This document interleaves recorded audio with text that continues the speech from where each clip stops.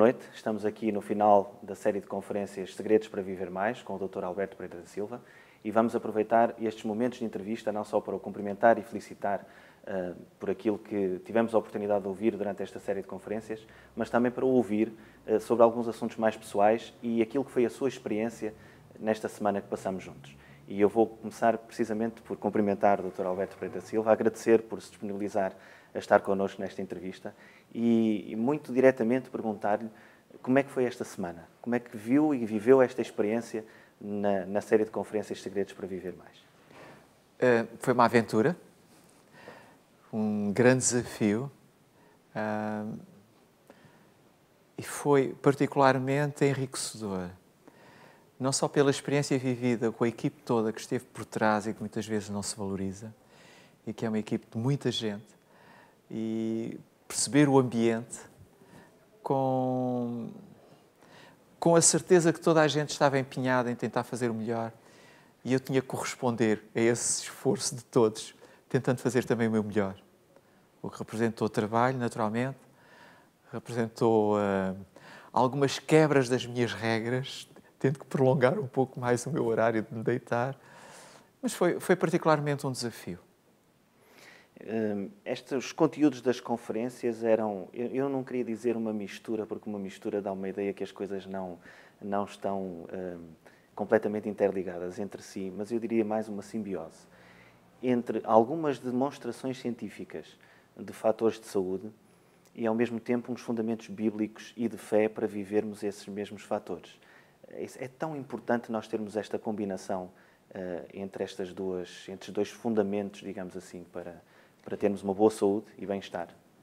Hoje em dia, particularmente, é importante que isso aconteça, porque nós somos muito mais racionais, andamos à procura mais da ciência que prove que é verdade, embora a internet nos encha com muita informação, devasse um bocado aquilo que realmente são os conteúdos mais importantes e os vulgarize. Hoje toda a gente dá opiniões, toda a gente copia daqui e dali e cria uma confusão muito grande na internet. E nós conseguimos perceber realmente se há fundamentos científicos que valorizem aquilo que nós já sabíamos antes, que eram verdade. Mas, voltando ao princípio, hoje as pessoas deixam-se levar melhor, e o levar com todo o respeito, se realmente pudermos dizer, não, está cientificamente provado que é verdade. Nós temos pessoas que nos estão a ouvir que são cristãs, com certeza outras que não são cristãs e professam outra denominação da sua escolha, outras se calhar não têm fé em nenhuma denominação, nem em algo, num poder superior. A pergunta que eu gostaria, depois de o ouvir, principalmente na última conferência e no apelo que fez, apesar de dizer que não gosta de fazer apelos, a uma decisão para uma mudança de vida, rumo a uma vida com melhor saúde, é se a fé de facto tem algum poder numa decisão para melhor saúde. Se há um fundamento de fé que esteja por trás de uma decisão para se viver melhor nesta terra. Ou se uma pessoa sem fé pode, somente pela sua qualidade de vida, ter esse mesmo poder de tomar esta decisão. Dificilmente. Porque, no fim de contas, acaba por lutar, a pessoa que não tem fé, acaba por lutar só pelo seu físico, só mesmo pelo seu bem-estar, e esta forma egoísta de estar acaba por o afetar a ele e aos outros com ele convivem. A pessoa que tem fé e certeza numa esperança, que vivem por essa esperança, são pessoas mais generosas normalmente, são pessoas que fazem as coisas com maior convicção, são pessoas que realmente vivem o melhor, o bem-estar. E há uma responsabilidade pessoal relativamente ao relacionamento com Deus, no caso de um cristão, por exemplo? Eu tenho essa certeza em mim. É que realmente a minha relação com Deus depende da forma de eu cuidar o meu corpo entendido como templo do Espírito Santo. Se eu olho para o meu corpo como local que Deus gosta de habitar, eu devo torná-lo o mais confortável possível para que Deus nos possa habitar. Eu não resisto a perguntar, até porque eu sei que as conferências muitas vezes têm um tempo determinado, mas eu tenho que aprofundar um bocadinho algo que eu ouvi dizer, citando o apóstolo Paulo, tem a ver com sacrifício vivo.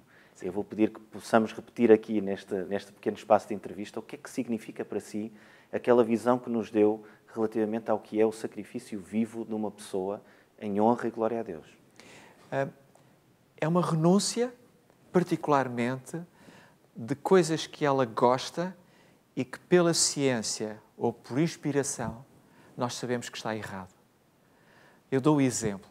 Eu sei que não devo consumir refrigerantes.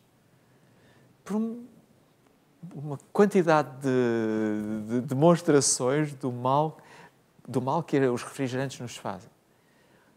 O eu ser capaz de dizer eu gosto disto, mas não vou consumir mais, porque realmente entendo que a água é preferível, é um sacrifício e é um sacrifício vivo. E eu posso ter aqui duas situações, que é o faço por mim próprio ou faço porque amo a Deus e entendo que quando Ele me diz que devo fazer isso, o diz porque sabe que é o melhor para mim. E esta é a forma como vejo as coisas. Tenho que tomar as decisões consciente, tenho que tomar... Porque aquela ideia que muitas vezes as pessoas têm, fulano tal disse para fazer assim, porque assim era melhor. Ok, ele até é um expert no assunto, eu vou seguir o assunto. Não tem significado. Eu tenho que interiorizar, e por isso mesmo é que eu digo muitas vezes que as pessoas têm que ser educadas primeiro, antes de tomarem decisões. Não vale a pena tomar uma decisão que nós não interiorizamos. Emocional, no fundo. Exatamente. Não serve de nada.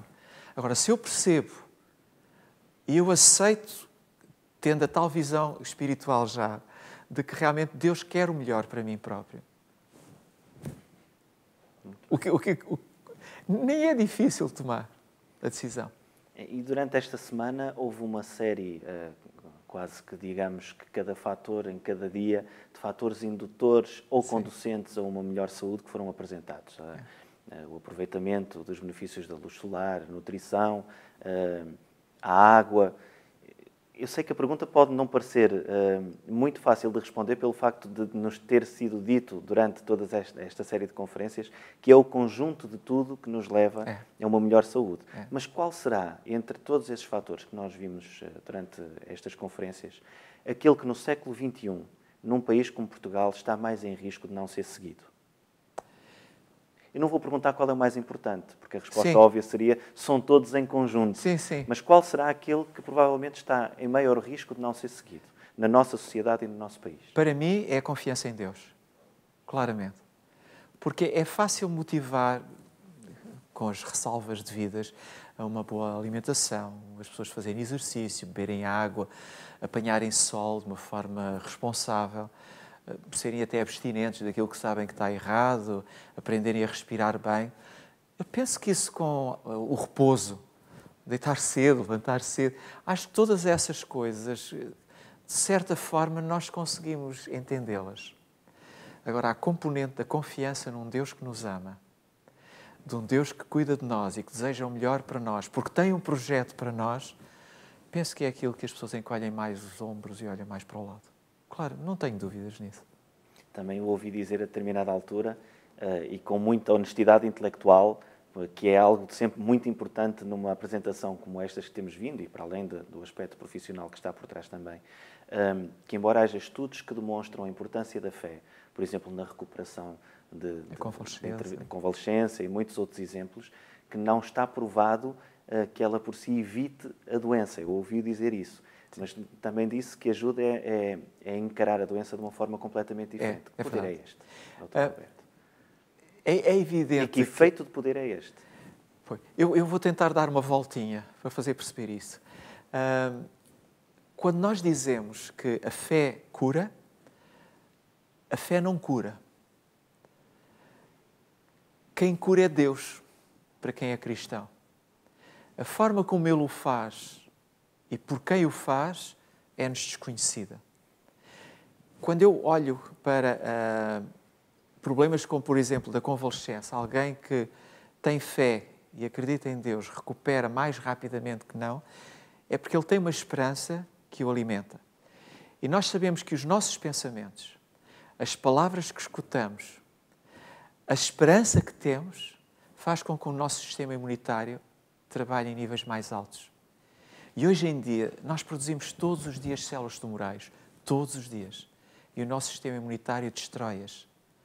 Sabendo que um sistema imunitário débil, portanto, nos debilita, é fácil de concluir que se o meu sistema imunitário estiver forte, eu resisto melhor às doenças.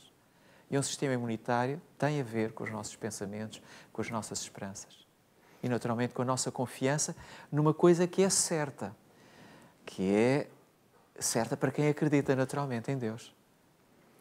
Eu não o fiz no início, talvez por ser muito previsível, mas também para introduzir a pergunta que tenho para si agora. Os nossos telespectadores não sabem, mas eu sei que nasceu em 1947, em Angola, na antiga Sá da Bandeira. Também sei que veio para Portugal aos 15 anos e que teve uma experiência um bocadinho aterradora quando chegou num estabelecimento de ensino que frequentou e que marcou, de certa forma, durante 2 anos. Casou em 1969 com uma senhora muito simpática chamada Rolanda. O que eu gostava de transmitir aos nossos telespectadores, com este passado e sabendo que estudou medicina em Coimbra e que de profissão é médico, é em que medida é que o facto de ser cristão influenciou a sua decisão de ser médico? E se pudesse juntar as duas respostas, em que medida é que ser médico hoje o ajuda a ver o que é ser cristão de forma diferente? Eu desejei sempre ser médico, desde que me lembro. Eu conheci a Igreja Adventista, tinha 6 anos. E muito rapidamente interiorizei. Muito cedo comecei a gostar de estudar as lições da escola sabatina, estudar a Bíblia. E muito cedo também comecei a fazer a minha formação nos desbravadores, nos jovens adventistas. Mas lembro-me desde muito cedo, não sei se foi aos 3, aos 4, aos 5, aos 6, não me lembro com que idade, é que eu realmente comecei a alimentar este desejo de me tornar médico. Lembro-me que a minha grande ambição era ser médico missionário. E quando estudava em Coimbra, a preocupação era tentar estudar de forma que conseguisse fazer os meus exames todos na primeira época, para depois passar os 3 meses de férias em Angola com os meus pais. Um desses meses era dedicado a ir para o Hospital do Bongo, que era uma missão. E o meu grande sonho era ir trabalhar para aquela missão. Quando se deu o 25 de Abril, quando nós tivemos que voltar para Portugal, quando conseguimos escapar aos tubarões, e voltar para Portugal, o ser médico fazia parte realmente já da minha experiência, porque já estava a estudar medicina, já estava envolvido. Uma série de coisas que aconteceram na vida atrasaram os meus estudos. Eu devia ter acabado em 72, só acabei em 77. E quando acabei medicina, eu já vivenciava a medicina como um cristão. Eu lembro-me que, já com alguns anos de experiência como médico, foi feito um estudo por um colega meu, Miranda, em que ele avaliava o tempo que duravam as consultas.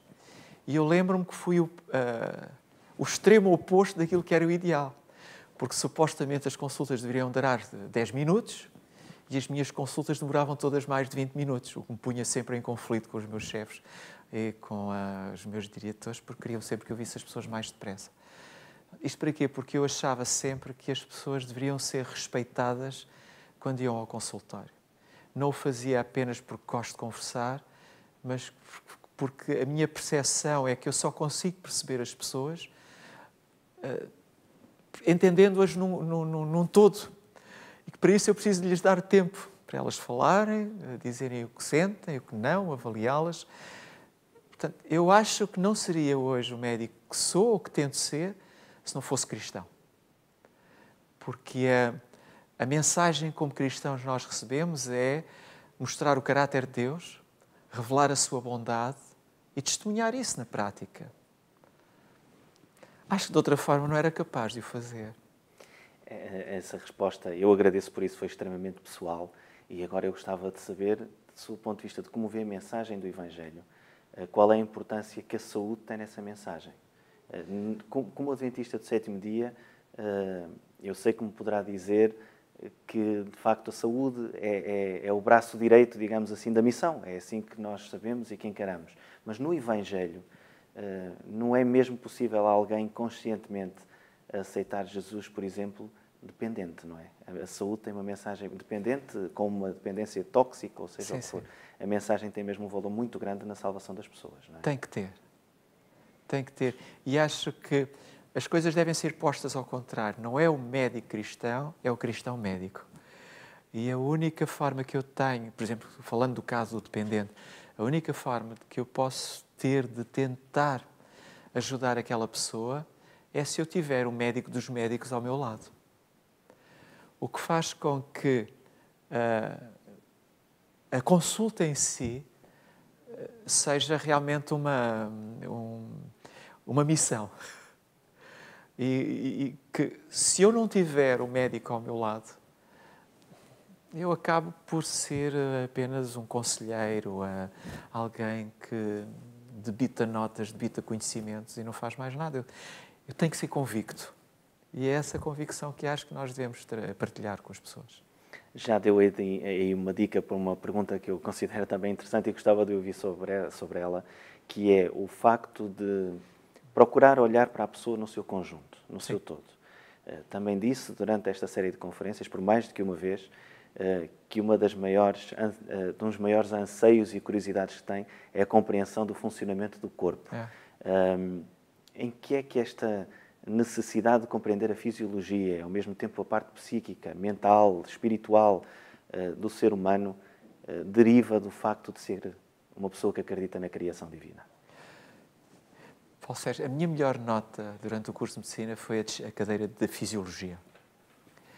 E eu entendo que perceber a fisiologia, a forma como funciona o nosso corpo, mesmo de uma forma primitiva, porque nós sabemos muita coisa, mas sabemos muito pouco, é essencial. Agora, se me pergunta como é que eu vejo a criação atrás de tudo, eu sou um criacionista eu acredito, até aos cabelos que já não tenho, claramente em que fomos criados por Deus. E fomos criados com um objetivo. E fomos criados em que todos os pormenores foram pensados.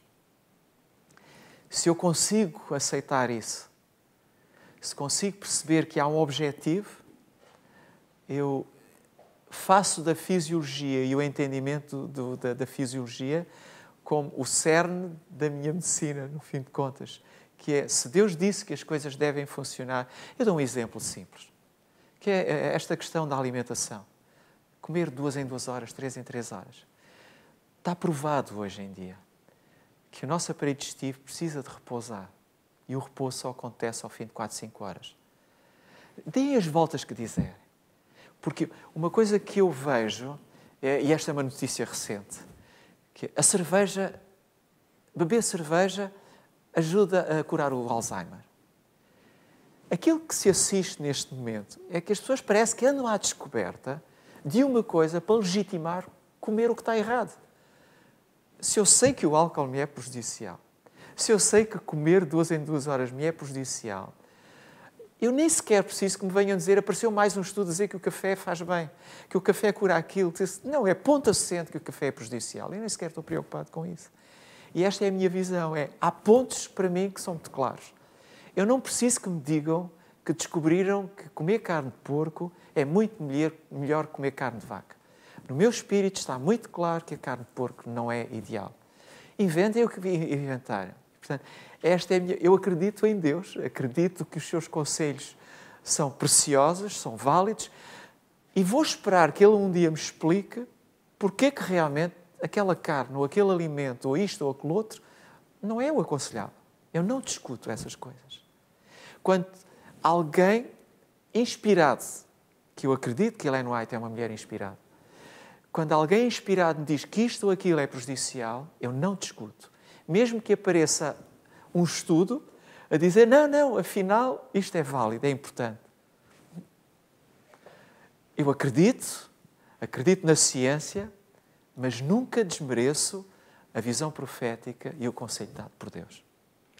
Eu não sei se concorda ou se tem a mesma percepção que eu tenho tido nos últimos tempos, além de ser uma pessoa informada e conhecedora nos assuntos, que nós hoje em dia vemos uma sociedade mais sensível para os assuntos de saúde. Aliás, nós ouvimos coisas hoje em dados científicos, como também nos meios de informação normalmente, não é preciso ser muito informado para detectar isso, muitas coisas que há muito tempo, como disse, vemos nos princípios bíblicos ou do Espírito de Profecia.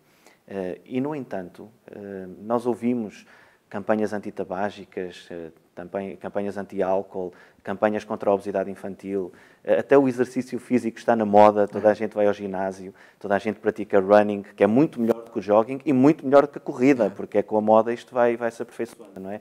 Nós vemos as pessoas cada vez mais informadas sobre os assuntos e, no entanto, as estatísticas demonstram que os índices de saúde estão a piorar. Será que nós temos uma sociedade cada vez mais informada e menos cumpridora?